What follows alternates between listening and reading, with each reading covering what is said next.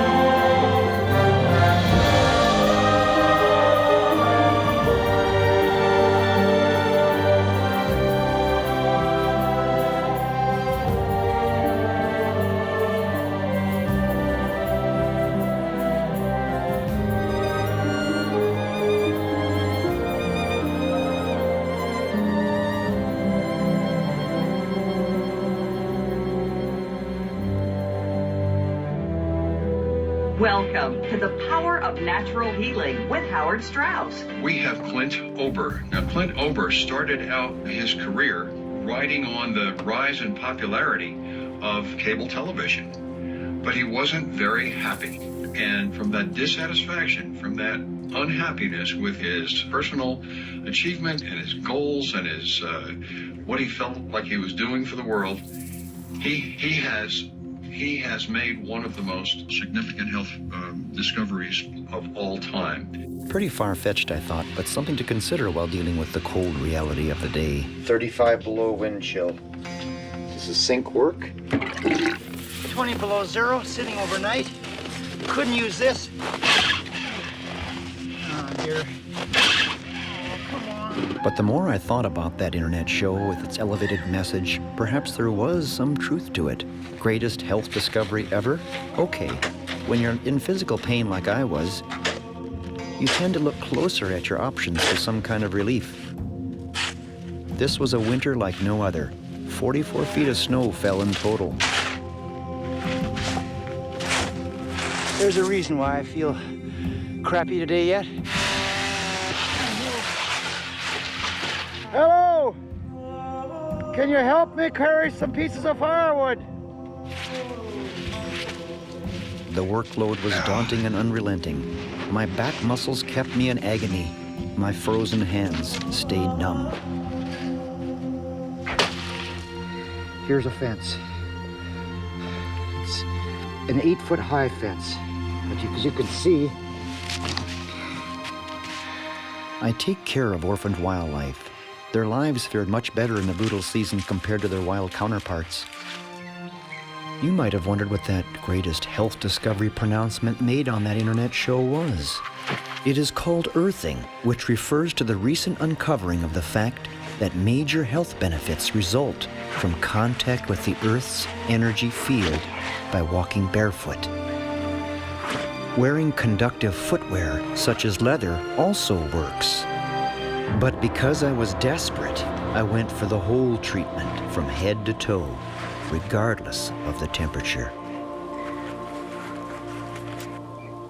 After about 20 minutes of lying naked on the bare earth in below freezing temperatures, a wave of calm had come over me, and I felt warm and tingly. The next morning, something was missing. It was the pain in my back, and both of my hands were no longer numb. This was crazy. How could this have occurred? Was it my imagination? Did I simply tell myself the pain would go away if I touched the earth, and by doing so it would? I decided to try a different method. Of course, I didn't want to stay connected to the earth by lying outside in the cold. Since earthing or grounding is all about soaking up the earth's free electrons, all I needed to do was stick a grounding rod into the earth and bring the energy right into the cabin. And while I was at it, why not start an experiment to see if this magic works on other living things? And so I also cut 2 sprigs off a cottonwood sapling, grounding one and not the other, to see if it would influence the sprouting of the buds. This, I thought, would be the litmus test. But hey, why stomp with cottonwood twigs? It was almost Valentine's Day, and my helper Rocky delivered ideal additional specimens for my experiment. thank you. I put the first batch of lilies in the new workshop edition, which were not grounded to the earth, and even added the stuff that comes with store-bought flowers to give them a longer shelf life. The other batch for the grounding experiment. But the next morning, after sleeping grounded, something else was happening. I noticed I wasn't grinding my teeth in my sleep anymore either. Things started coming into focus rapidly after that. The cottonwood sprig that was in the grounded vase sprouted before the other one. And then the verdict was in between the grounded and ungrounded lilies. Guess which lily kept its petals the longest? The grounded lily, of course.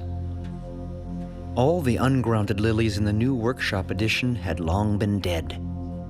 It is a moment like this that you just want to jump on your snow machine and get to the first person you can think of who is suffering, who might really take you seriously. That person was my associate Mario Benassi. And then my helper Rocky caught an internet discourse between 2 celebrity doctors about this earthing discovery. I got to see, I think a lot of folks are going to see, this is where Dr. Mercola, he fell off the wagon on this one. Who's doing this and who gave this idea? Well, it's because it's not simply walking barefoot. It's the devil's in the detail. It's walking barefoot on the earth.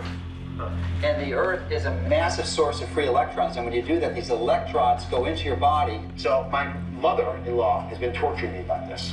She's been talking to me about walking barefoot outside, which I thought was just a scam to get me out of the house. Meantime, my associate Mario had some news. I didn't really think it was true. Like, I didn't want to believe it at first. But it's the truth. He hasn't been snoring for the last 3 nights. now I don't hear him snore at all.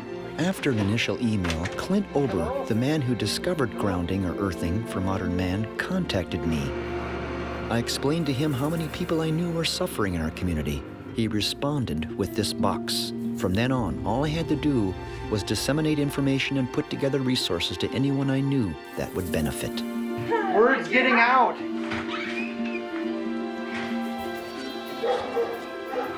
Tim, are you there? Now you're in pain, right? I am. You got what's the matter? Ruptured disc. So you're in always pain. Always. Take this.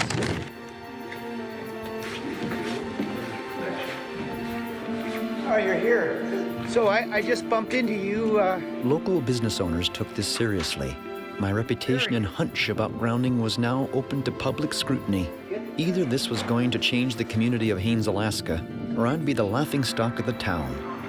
Alaskans, it seems, are skeptical by nature and quite opinionated to boot. Show me a better way, I'll do better. Saying, Steve, that you should just take this thing and run with it and get it out to the public as fast as possible, to as many people as possible.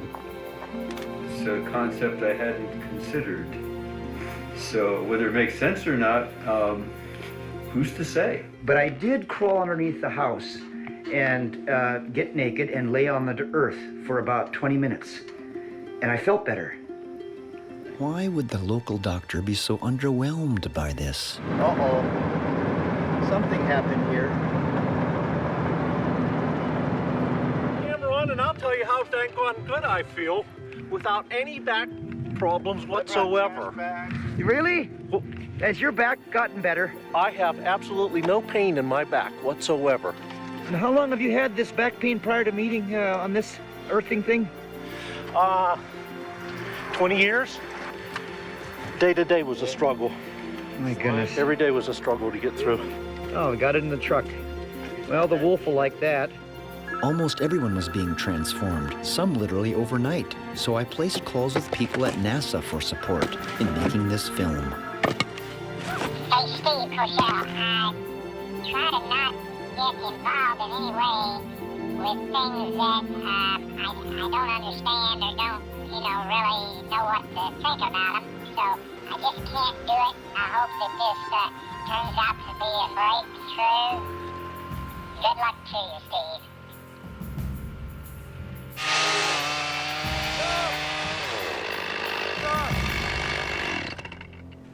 I got a message from the astronaut. He turned me down. He said it's too crazy. What do you think? Should I give up? No. Why? Why? Nobody's gonna believe this. Believe what? Believe that this works. Well, he's not the only person in the world. Well, he's the man to walk on the moon. He's pretty important. So? Just because he turned you down doesn't mean that other people won't believe in it. Nobody believes in this stuff unless you get a famous person to talk to and at least give their opinion, don't you think? No. It's the everyday Joe that's going to need this more than the guys that's got millions of dollars. I've been a filmmaker for 30 years, mainly for the likes of National Geographic. If there ever was a film that I needed to make about nature, this one was it. We started to do more research and met earthing advocates, including Clint Ober himself. I'll say, is laying on the earth. Just laying down on the earth. You don't have to be naked. You're touching the earth. If you can take your shoes off, that's great. It's like no amount of Advil or Motrin or Aleve can do the anti-inflammatory power that the earth can. I'm using part of my parka here so we can see you. I don't know if it's my coat sliding down. No, it's just the connections, just barely there. Okay, barely there. All right. If a raven flies by and sits on a branch on the hemlock right here, you're gonna lose you. Our first Skype meeting with earthing discoverer Clint Ober and assistant Dr. Christie resulted in another shipment of boxes of information and resources to continue to ground our hometown. The deeper question needs to be asked. If there is a message at all about earthing, it really is. It's not about bed heads and wires and all that kind of stuff. It's more about our connection with nature, with the planet, with the universe, we invented plastics in the 57, I think, DuPont, and it started entering the market in the 60s. The first thing we did with plastics is we put them on the soles of our shoes. It always amazes me how much insight and wisdom can be deciphered from observing nature. This wolf I live with, named Isis, was also raised with the help of my veterinarian, Dr. Vic Walker. Until this moment, Dr. Walker had no knowledge of what was happening regarding earthing and my involvement with it. You got powerful jaws, don't they? They're barefoot, essentially.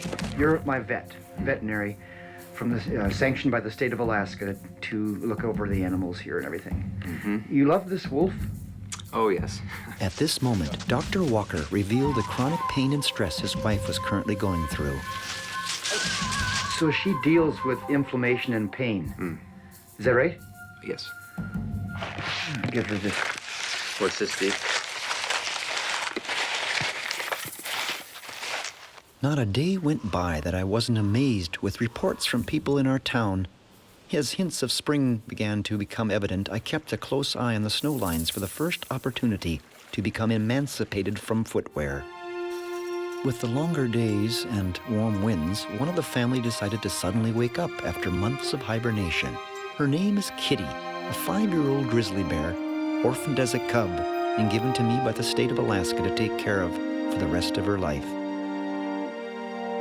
Here's another creature, gifted with the extension of the senses we seem to have lost or never attained, living by voices we shall never hear.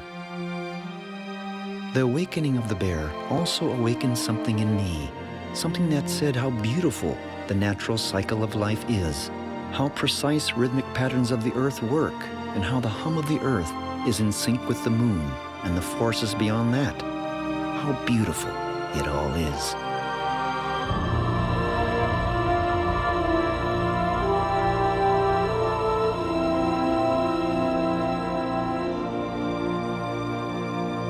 And this is where this film takes another turn. While tossing frozen salmon out of the freezer for the bear, I realized that my assistant was right. The astronaut that turned down involvement on this movie project was not the only human to set foot on the lunar surface. 12 of them did. And now, 2 were suddenly willing to contribute their time to this movie. We were set to meet on a Florida beach. By the time I arrived with the film crew in Cape Canaveral, Florida, it all became dreamlike. It was here where I was going to meet Laura Conover, a medical doctor who was going to help with these interviews. There's 3 rooms under Richard Smith. Richard Smith, would you like a grounded or non-grounded room? What? Smoking or non-smoking? Non-smoking. Non-smoking. The film crew couldn't resist letting the hotel receptionist in on the subject matter of this documentary. But it did plant a seed of an idea in my mind to share with the motel owner back in Alaska.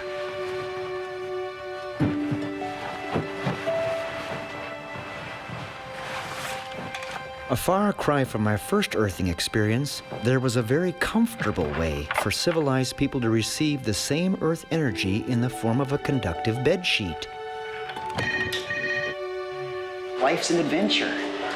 So I went out. But who do I have to thank for this chance introduction? None other than our beloved rooster, Squawky.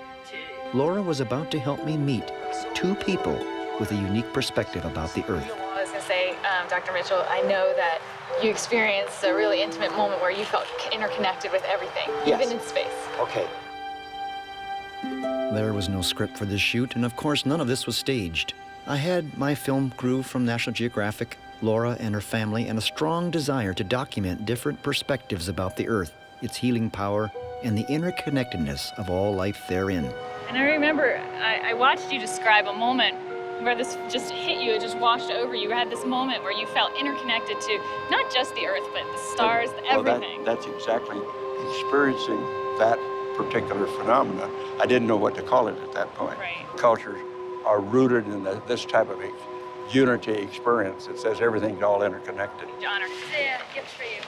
After listening to what Dr. Mitchell shared, and before we ran out of time, I had one chance to give him the same tools for connecting to the Earth, just like everyone back home.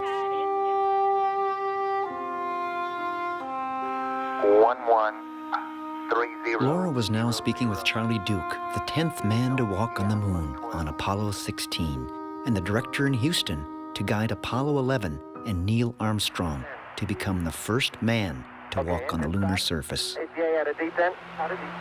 Mode control, both auto, descent engine command, override. Tranquility Base here. The Eagle has landed. Okay, they want to know, how excited were you when you put your first footstep on the moon? Well, I was like a little kid. Charlie Duke also did this interview barefoot. He too understood that the ground beneath our feet is a natural treatment table for what ails us. He saw it all as intelligent design. Now I look back on my adventure, and there's a psalm that says, "The heavens declare the glory of God, the skies proclaim the works of His hand." And it is not an accident, it's not a chance, it's just an orderly universe that we see, and the planets in their courses, and the stars, and all of the physical laws that are so repeatable over and over and over again. And I see God's hand in that. Laura had a deep knowledge of how grounding works. She had no reservations in inviting me back to her home in Charleston, South Carolina, to explain all this.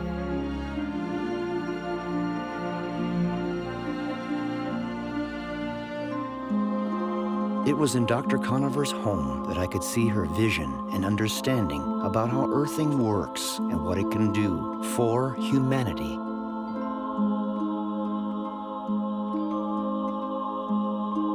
But then she didn't stop there. It seemed there was this inner drive to suggest this comprehensive healing modality through her many painted creations. So profound, yet so simple, that even a preschooler could comprehend. Dr. Conover was very much aware of the scientific research conducted over the past 15 years on earthing. She believes the future of healthcare will be vastly different for her children because of it. Before I left, she agreed to do more research on earthing with her own patients. Arriving home, I was relieved that my assistant Rocky Seward had kept everyone happy.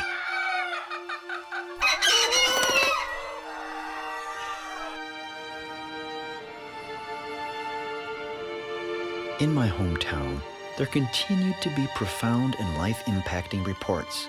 At the Eagle Foundation, for example, there was Dave Ulrud, who had been a paraplegic for 30 years, in a state of unimaginable suffering, barely able to twitch his toes. Until now. He had only been grounded a month.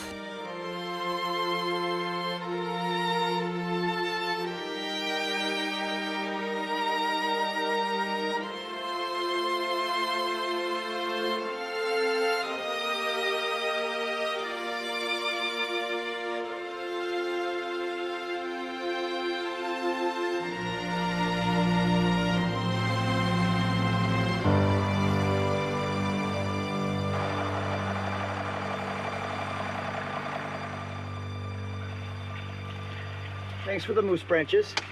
You're welcome. What are you going to help me, what's that? That's a grounding thing for lady. She give it back because she can't get too well or she'll lose her disability. It's okay?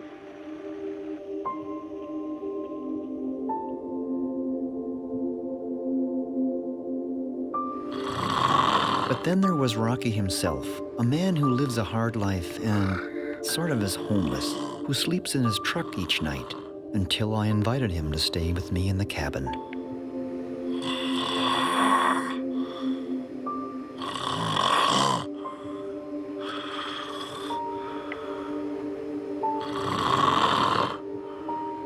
There was no way I would ever get a good night's sleep with that type of situation happening on the couch, 4 feet away from my bed. The next night, Mr. Seward agreed to allow me to hook him up to the earth in an experiment. He had nothing to lose, really, since he'd never gotten a true night's sleep anyway, due to waking up choking and with a headache and more.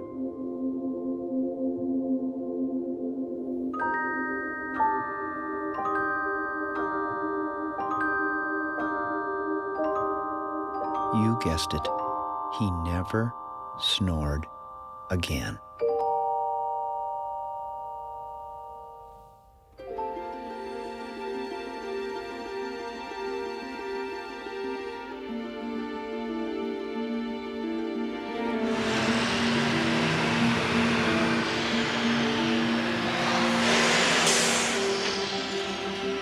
associate Mario rendezvoused with me at a street corner in Vancouver to meet this host. His name is Dr. David Suzuki. But who is he really? He's probably one of the most well-known scientists of our age. He's a national hero in Canada, and he's probably one of the most eminent ecologists that people recognize. You think I should tuck my shirt in? Yeah, maybe. Dr. Suzuki. Hi. Hello, nice to meet you. I've been following you since I was a little kid. Okay. Where are you now? Well, live in Alaska. In Alaska? Outside of Haines, Alaska. Yeah, yeah. And this is Mario Benassi. He's Hi. an associate of mine. We used to shoot for PBS and all these different things, nature shows. But between the two of us, I don't think we've ever been so tongue-tied to meet. Come on. Come on, let's go on. Okay. Okay, you lead the way. Yeah, okay. So you haven't visited this place? I have never been here. I explained to Dr. Suzuki how our town was benefiting from earthing and asked if he thought reconnecting to the Earth's energy field would be beneficial. Absolutely. We need to be connected with the Earth, which gave us birth. The moment I was born, I needed a breath of air, as did everyone else. And from that time to the last breath we take before we die, we need air 15 to 40 times a minute. That's nature, man. We take air into our bodies, we fuse with it, and pump it through our systems. We are air. We are water. 70% of my body is water, for heaven's sakes, and we leak it all the time through our skin and our eyes and our nose and our crotch, and we lose water, and we have to keep topping up. That water comes from all over the world. We are a part of nature. That's what we are. But we think that we've grown so smart and that we can actually pump nature up and get it to yield even more. Cut the trees down, we'll genetically modify and genetically alter trees so they grow faster. Of course, the quality of the wood is crap, but we think that we can grow trees as if they're corn or tomato plants, which is absurd, of course. We have now become the most numerous mammal on the planet, but we're not like wildebeest or mice or caribou. We are endowed with huge amounts of technology, a consumptive appetite that is insatiable, and we are trashing the planet as a result. And we're trashing our home. It's our home. We were fortunate enough on this journey to meet historian Freddie Silva, who clearly understood the Earth's energy fields from the perspective of the intuitions of ancient people. What is it that you were doing that brought you out to the west coast here of Canada? I sort of work with ancient systems of knowledge. I had to look at and research how the ancestors worked and built temples around the world, look at the ways in which they develop common attitudes to developing consciousness, and then find that there are commonalities between these points of view that are shared by different cultures around the world. Mr. Silva pointed out that earthing is not a new discovery, just a rediscovery of what the ancients already knew would help them to heal. I was now literally connected to the earth almost 24/7. The remarkable way I was being affected made me ponder that most people in modern societies are almost never in direct contact with the earth's surface. No wonder so many people walk around fat, sick, and nearly dead. Sometimes nothing prepares us for the devastating stress and emotional upheavals that can lay claim to your life. The first thing grounding does is calm the nervous system. It soothes the left side of the brain and synchronizes the right and left brain.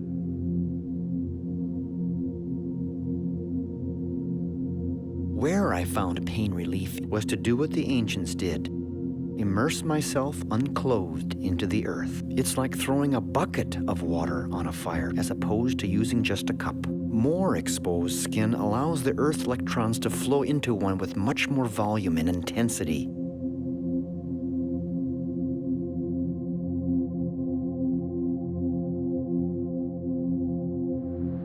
An event was taking place now. It involved grounding 1,000 people all at the same time during a 70-minute presentation organized by Clint Ober, the discoverer of earthing for modern man. First, there was Carol Alt, who spoke about body care, and with that, comes the realization for millions of women that earthing is the holy grail for beauty care. But the main event was Dr. Christie, who upon taking center stage would instruct everyone to begin grounding themselves during her talk.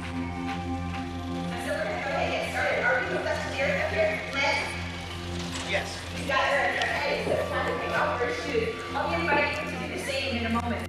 As Clint Ober observed this group, he looked confident that it wouldn't take long for grounding to affect everyone in the room. We're gonna have a good time. I was nowhere near prepared for the number of people that were affected by being grounded that came back and wanted to talk to me. How do you interview almost 1,000 people? It's such a simple and so profound and powerful concept. And it's right there beneath our feet. This is what just blows me away. I've been writing about health for 35 years.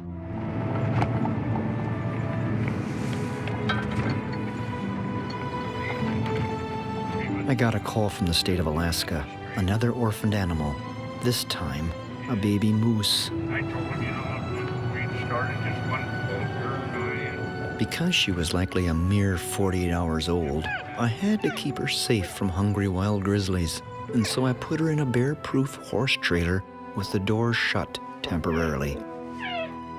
I named her Karen.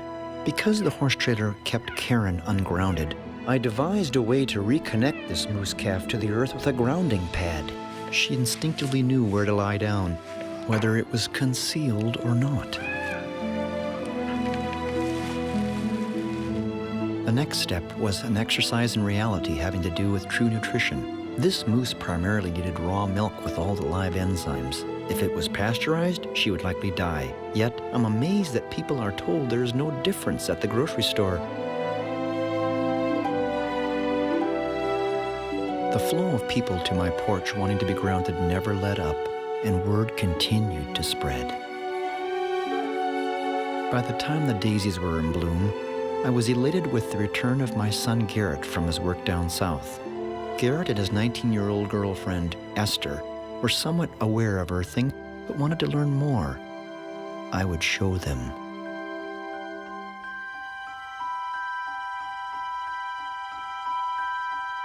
It was just a matter of time.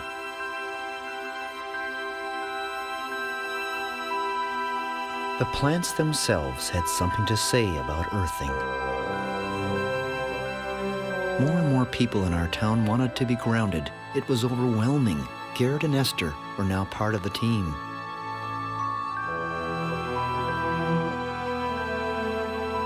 I wanted to make an impression on these two kids and collected as many plants as I had room for to replicate and verify. I just laid back and watched. If grounding is all a placebo effect in humans, then the results with plants would be pretty black and white, I thought. Vegetation can't lie.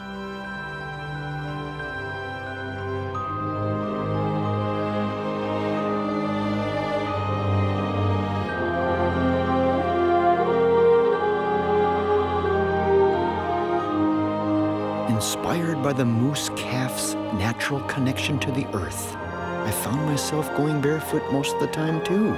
I felt like a kid again.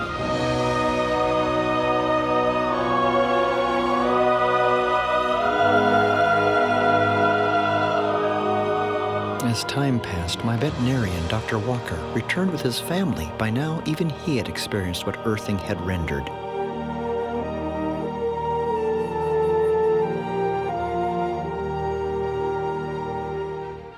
By this time in town, my assistant Rocky Seward was called to help replace a sign.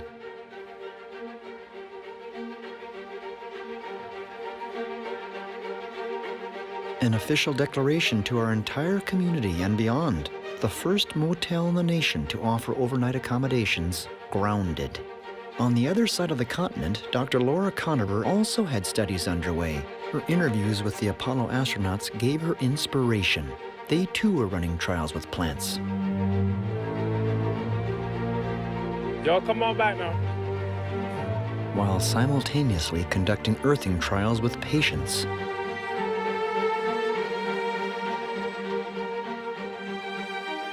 Tell me how the study went for you.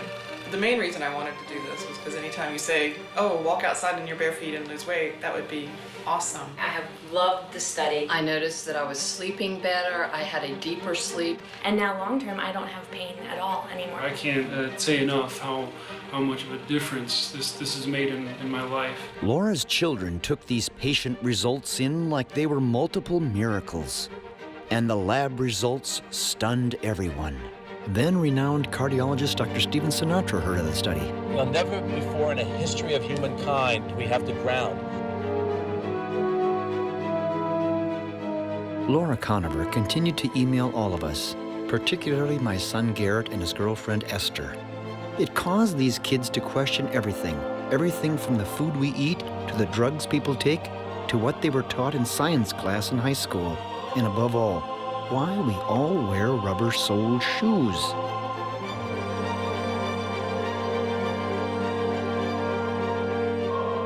Grounding soon caught the attention of outsiders, like a film crew that were working on an episode for National Geographic. The show's host took a particular interest in what happens to plants. I pointed out clinical case studies online with the Geographic team of the seemingly miraculous disappearance of chronic inflammation in patients, verified by thermography, which distinctly depicts reduction in inflammation through color temperatures.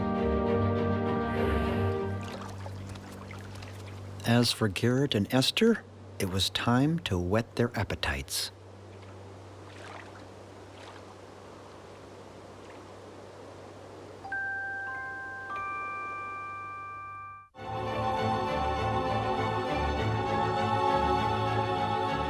This phenomena is bigger than all of us, beyond the greatest health discovery ever.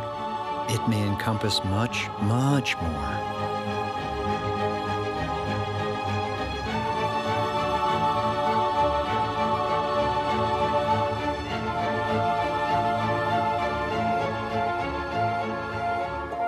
The curiosity of these two kids now led them on a quest, just like me.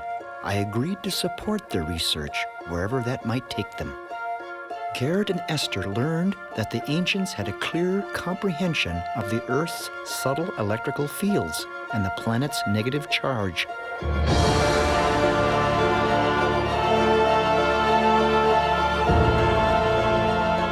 Gothic cathedrals were oftentimes built exactly upon energy hotspots. All of these sites, whether conical mounds or stone circles, were built with impressive precision, rivaling any technology we possess today.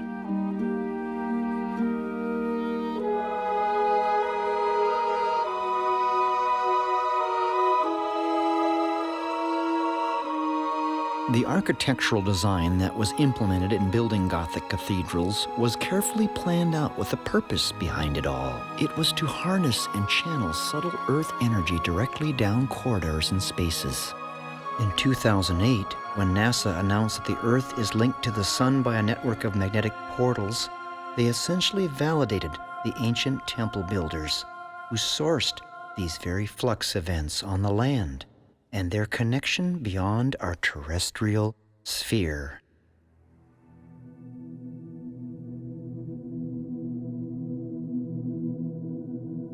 Then I was determined to meet someone who could infuse insight, answers, and hope.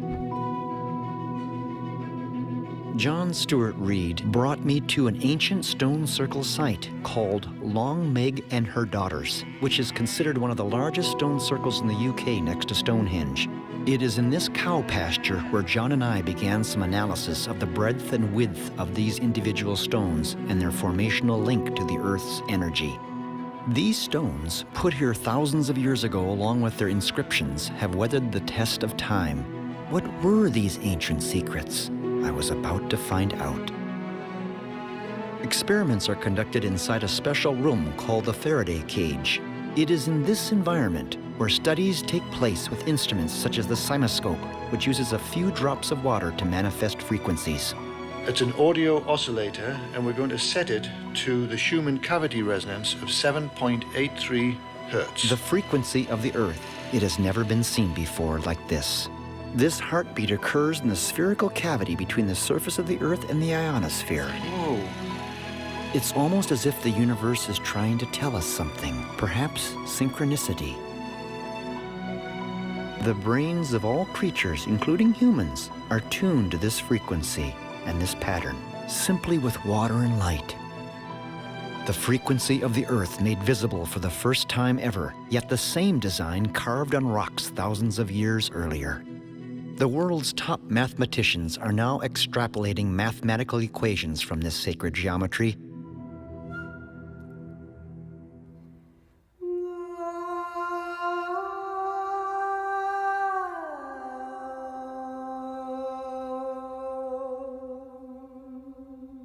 Then I heard about a teenage girl named Ray Heim who was running barefoot coast to coast. I wanted to cheer her on. If successful, she would become the youngest and only female who ever ran across America, not to mention doing it barefoot. The odds were against her. She was running to raise awareness of children who live in poverty. Because of the oppressive heat and drought conditions Ray was running through, I thought the best place to meet would be where there was both shade and free energy. Ray had no idea why I chose a sunflower field to meet in. She was running on asphalt most of the time, which is non-conductive, and since the soil was so parched, it was also non-conductive.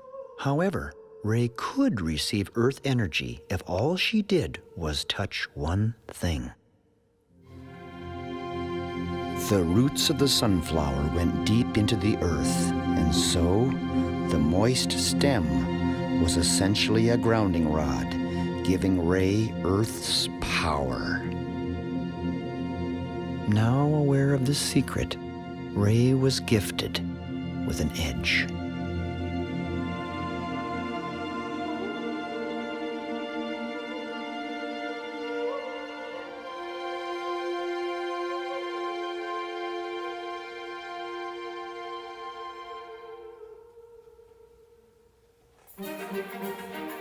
Back home in Alaska, earthing was now the talk of the town, and for many who didn't want to go barefoot for various reasons, there was a solution. By drilling holes in shoes and sandals and inserting a conductive plug, the Earth's energy could go back up into the foot, next best thing to barefoot. And then a lady from New York heard about what was happening in our town. She knew that not everyone would want to wear grounded sandals. She had options. Grounded shoes. They're wonderful. I'm kind of the kind that thinks that it's not going to work. No, I think the science is really indisputable about the benefits. So these are 7. There are very good reasons to think that this may very well be the most important health discovery ever, and it's something you all need to know about. Electrostatics is a branch of physics, and it teaches us that when two conductive objects make contact, if they have different electrical potential, they equalize virtually instantaneously. You may know that penicillin was a revolution in medicine. This is a revolution in healthcare that I think transcends penicillin. Dr. James Oshman studied at the Marine Biological Laboratory under Nobel Prize winner Albert Szent-Györgyi, the biochemist who did research of electronic biology in the 80s. Dr. James Oshman responded to all the questions that Esther and Garrett sent him. He emailed information and illustrations which quantified and verified the scientific research, including the double-blind placebo studies and the clinical trials that were conducted over a period of 15 years. How beautiful to know, and yet how tragic to realize that much of humanity has never heard of grounding.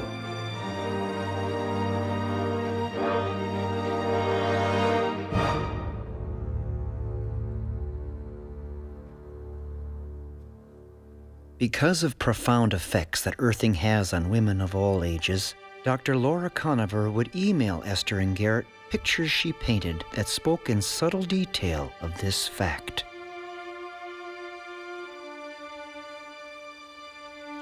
Children who practice earthing that have been studied have been shown to have profound reductions in physical and emotional issues.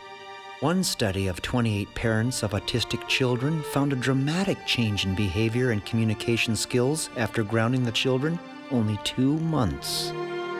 And then I had an opportunity to visit my parents in Minnesota.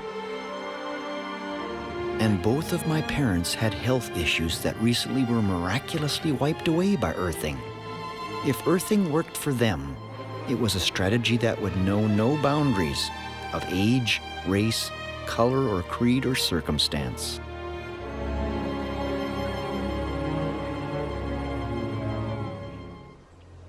At the urging of my parents, I flew to nearby Chicago, where there was another advocate of earthing, who is known to millions of people around the world.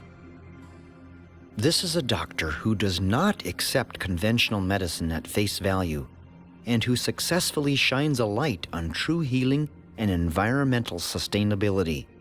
Not surprisingly, living grounded is something this man had been doing for the past 8 years.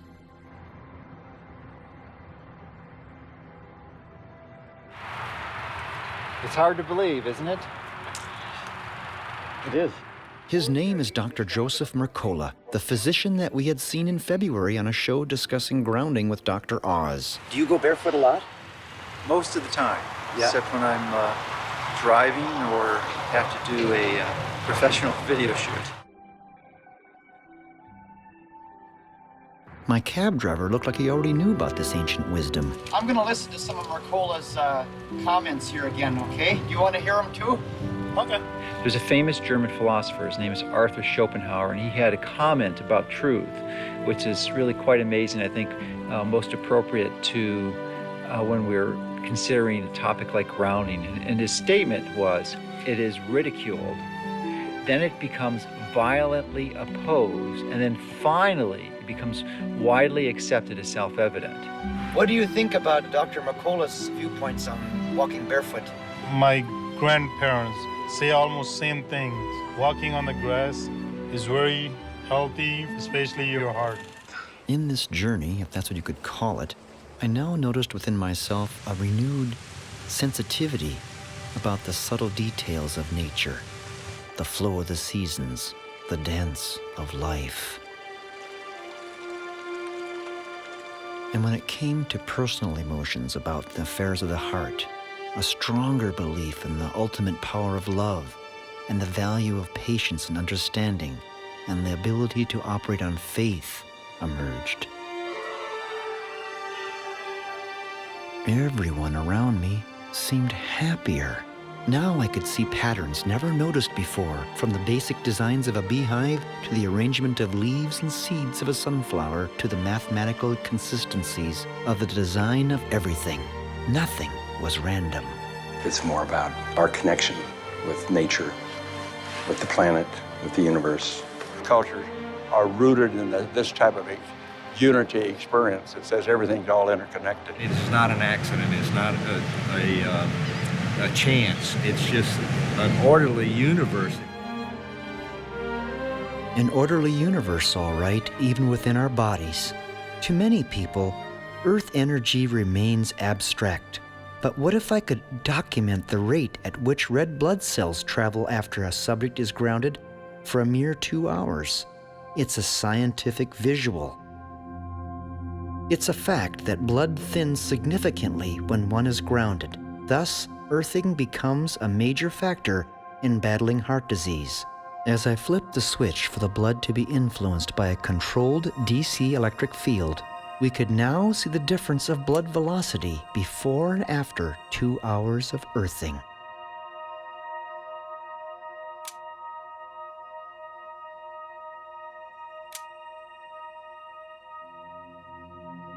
As you can see, under controlled conditions of the DC current, the blood cell velocity is unequivocal before and after earthing for 2 hours. Dr. Gary Schwartz, along with Dr. Christie, oversee these studies at the University of Arizona. I followed Dr. Christie to another research facility in Southern California to meet Dr. Gaetan Chevalier, a biophysicist and electrophysiologist. Dr. Chevalier, along with his colleagues, have spent almost 15 years in trials and studies of earthing, ranging from sleep studies, skin conductivity, cortisol levels, stress and tension studies, heart rate variability studies, and many other published physiological parameters that are relevant to earthing. On Skype, Garrett and Esther were looking for international opinions and comments on the subject of earthing. I'm Pavel Sokal. I am a physician. I'm a neurosurgeon. All of us were processing this information together and thinking about so many we love that are suffering because they don't know about this. In Seattle, Washington, where Esther and Garrett were now attending college nearby, they took part in a race where shoes were shunned, called the Naked 5K. I found it rather odd, though, that although it was a barefoot race, it seemed like the barefoot runners were still in the minority. The footwear industry is a $55 billion a year force, and the idea that running barefoot is far superior to high-tech footgear is not something industry will espouse publicly.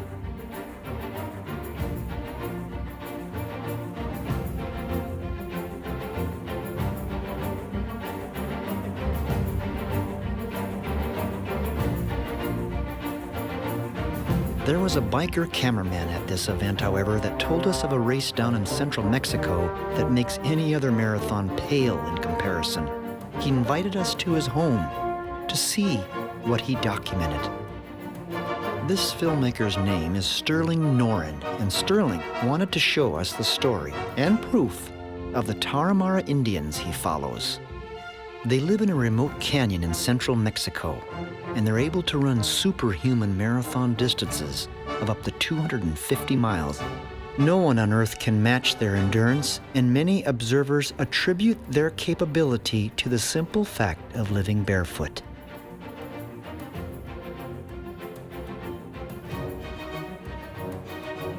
Garrett and Esther gave me clarity of what earthing really is. Earthing, or grounding, is foundational physics. Its power for eliminating inflammation and helping to defeat everything from heart disease to carpal tunnel syndrome to sleep apnea is mind-blowing. But this energy medicine suggests something universal. I followed the intuitions of these two kids to Maui, to the University of Hawaii's Institute for Astronomy.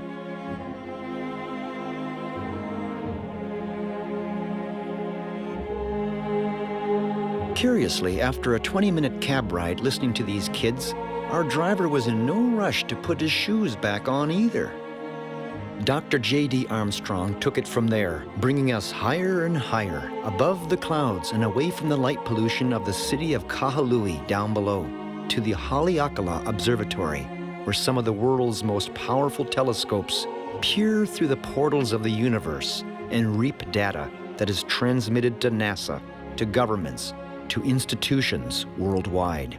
To understand why or how grounding works at all, we have to comprehend why or how the Earth has a negative charge to start with.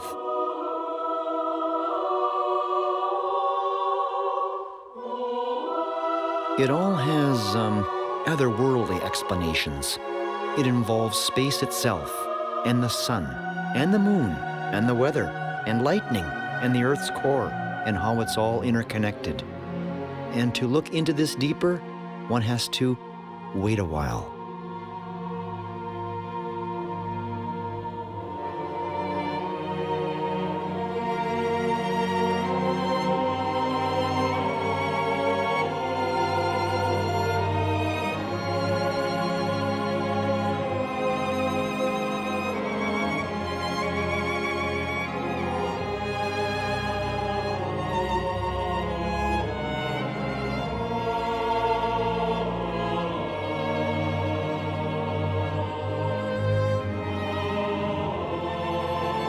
What this 30-ton telescope sees out there, and what is millions of light years away, are images that show up on banks of computers.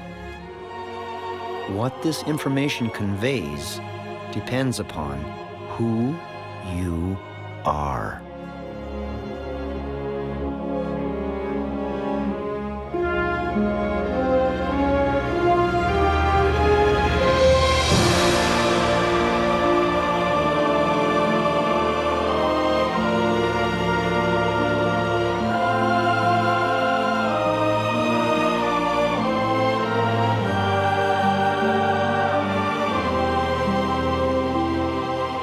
For Esther, what she saw in incomprehensibly infinite space was the same thing in the design of Garrett's ear, a fractal, a spiral, a sequence. In fact, the spirals in space and the spirals found in the outer and inner ear and elsewhere are all the same. They are an exact mathematical equation. It is called the golden ratio and the Fibonacci sequence. In other words, sacred geometry. It's on your face, your hands, and everywhere. But not everyone agrees. Intelligent design is horseshit. First, let me ask you, what's your view on intelligent design? Then I'll tell you mine. When the Institute's Dr. Ritter learned we were making a film about earthing, he called us in for a talk. Dr. Ritter had never heard about earthing before. The fact that these two kids were poking around and speaking with the staff about the merits of connecting to the earth bothered him. After all, Garrett and Esther were not scientists. What do they know? Do you think connecting to the earth with your bare skin is important or can help your body? I don't really understand the question. No shoes or socks on. Bare skin against the earth. Do you think that's beneficial? I haven't read these studies that you're asking about, so I'm not going to answer that. Should I explain a little bit first? You took the questions out of sequence. Oh, well, I said it goes from the bottom up. I can read the Okay. one first. I'm a physicist. We study the nature of matter, the interaction of matter, and what the rules are that govern that.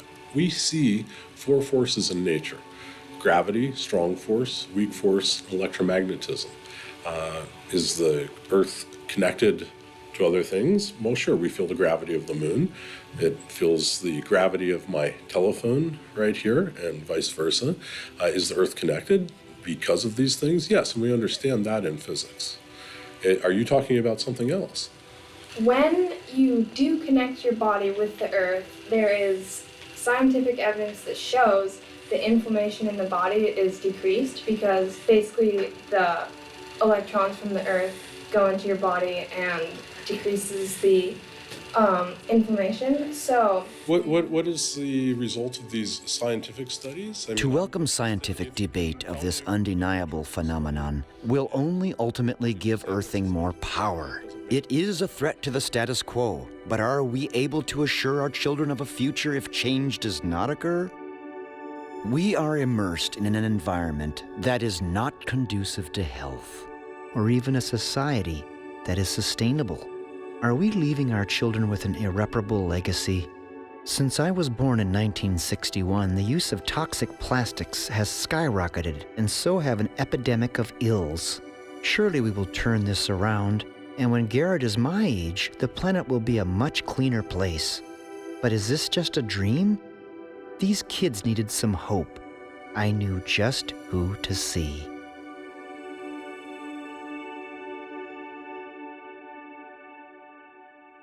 But before our guest arrived, I had a time of reflection.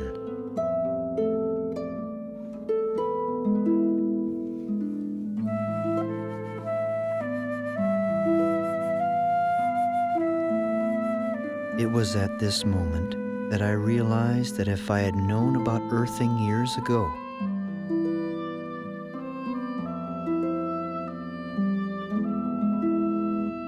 the mother of my son would still be in this world.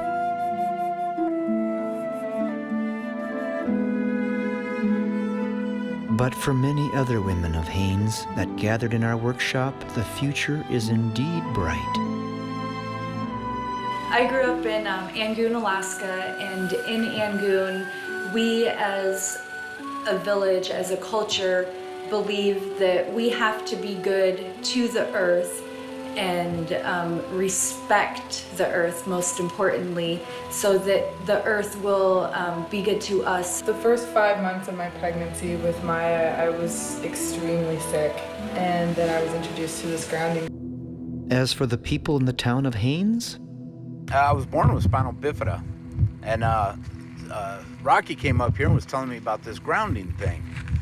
And he went ahead and gave me a couple of the patches, and I put them on my feet, and I tell you what, I just started sleeping better at night. I've hurt my shoulders probably 7 years ago. I've tore both of my rotator cuffs. And now it's different? And now it's different. I used to not be able to just reach up I used to have to go like this and just kind of gingerly put my arm up, and I can. And so you've gotten lots of comments about this earthing room here at your motel, right? Yes, indeed. And some people, what happens to them? Do they call you again, want to come here? Sir, yeah, they'll call us back, and if they're traveling through the community again, they come back and will stay in our motel so that they can access this room again. What are they feeling when they stay here? Relief from back pain, relief from arthritis-type pain, just a good, comfortable sleep, those kinds of things. Here, I'm going to give you this journal. We have to start keeping records of this. You remember the skeptical doctor in Haines who thought that earthing was anecdotal? 12 months later, he's more perplexed than ever about what's happening in town. And now, an official dinner was being planned for some very special guests.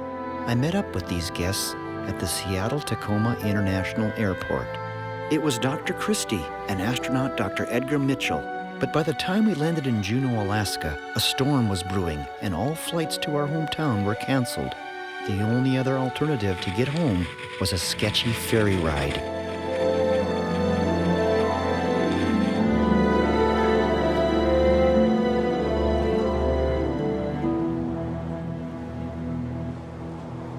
No amount of cold and snow or storms could cancel this event.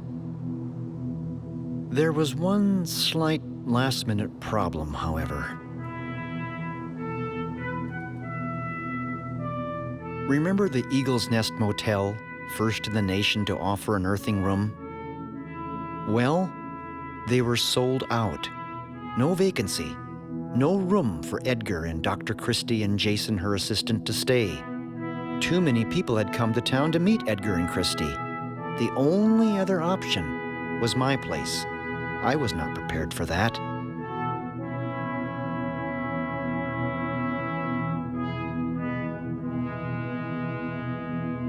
When Dr. Mitchell asked, "Is there plumbing in there?" as a joke, well, no, there really wasn't. All the pipes were frozen. Ironically, it all started to feel familiar. I really was home again. We have seen facilities now being created for the greatest and most complex exploration in man's history. We have felt the ground shake and the air shattered by the testing of a Saturn C-1 booster rocket, many times as powerful as the Atlas which launched John Glenn, generating power equivalents to 10,000 automobiles with their accelerator on the floor.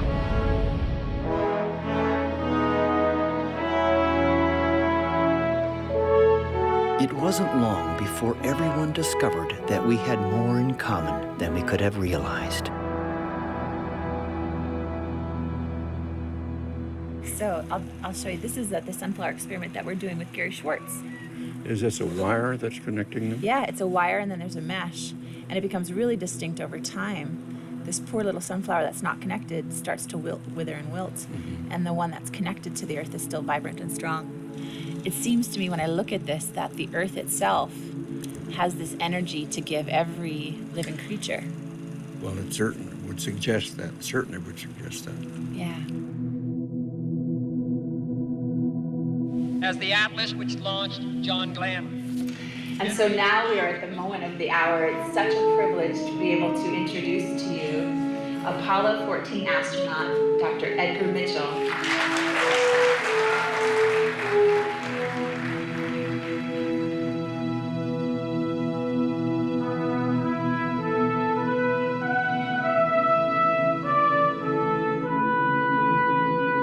There is a saying in one of the traditions that I'm familiar with that says, "Let there be peace on earth, and let it begin with me." It has been what I have worked for since I came back from the moon, to help we as humans learn to live with each other and for each other, and to create for ourselves and our planet and our progeny a sustainable civilization. And we are not there yet. We've got a lot of work to do, but we can do it.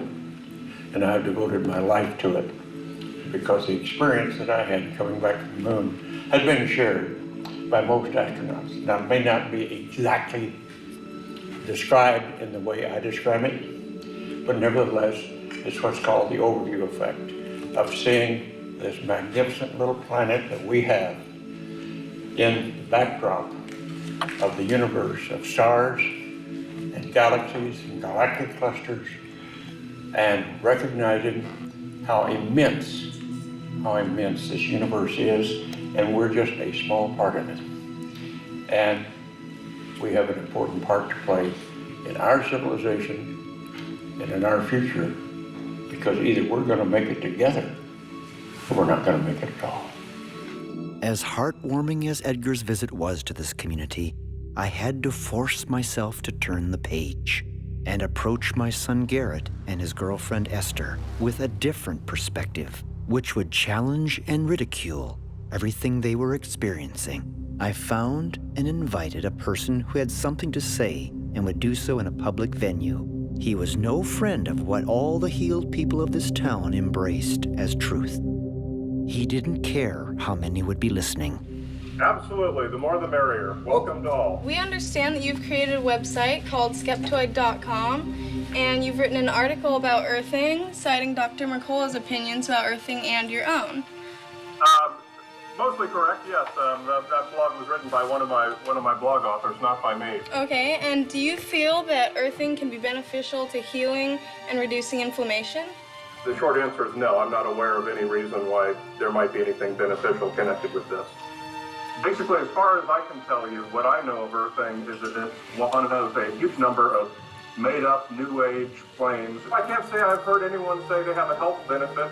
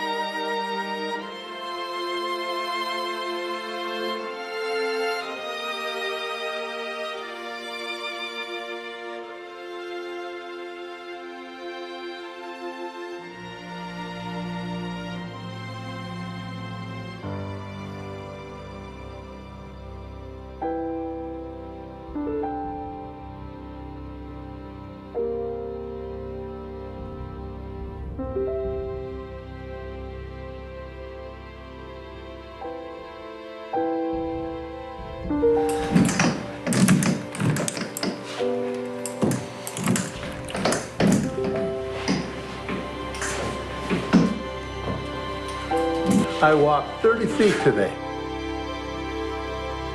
What are the implications of all of this? Will it become an unstoppable force for the benefit of everyone? If it can happen here, it can happen anywhere.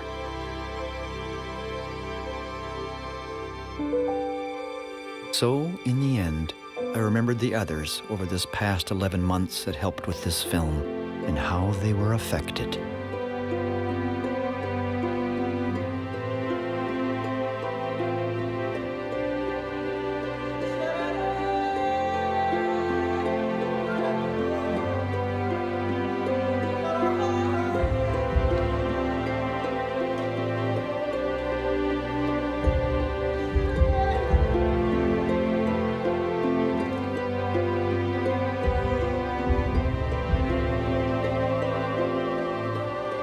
The Earth knew what the patients needed. So y'all in town visiting? You know, we're here to shoot this movie and basically tell the world about the medicinal benefits, which are absolutely huge.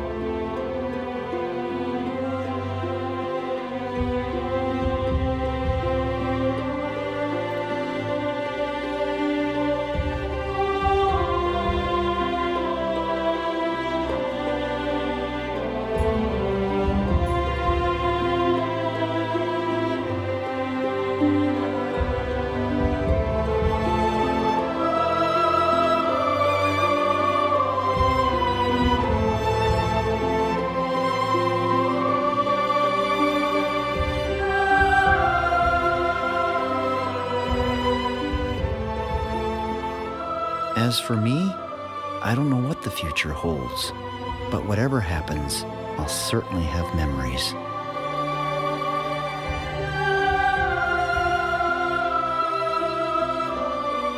For each of us eventually, whether we're ready or not, Someday it will come to an end. There will be no more sunrises, no more minutes, hours, or days. All the things you collected, whether treasured or forgotten, will pass to someone else. Your wealth, fame, and temporal power will shrivel to irrelevance. It won't matter whether you are beautiful or brilliant, rich or poor, famous or anonymous, or thought to be those things. What will matter is not what we got, but what we gave. Not what we bought, but what we built. For those you loved. And if there is love, there is a reason to hope. I think now I'm ready for winter.